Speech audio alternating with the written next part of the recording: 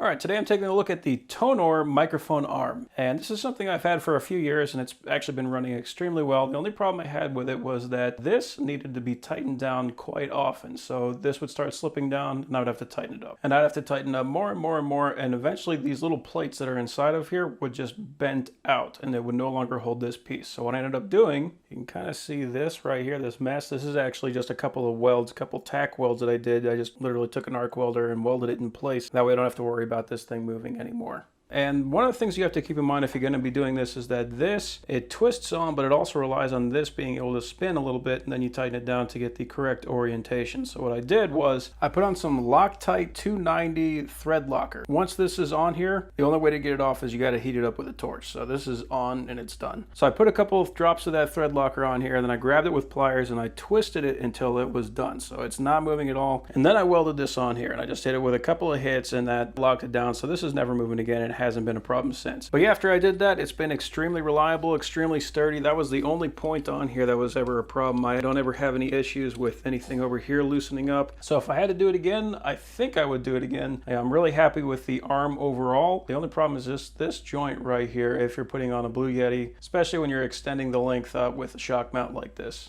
But with that mod, I don't expect to have to replace this thing at any point in the near future.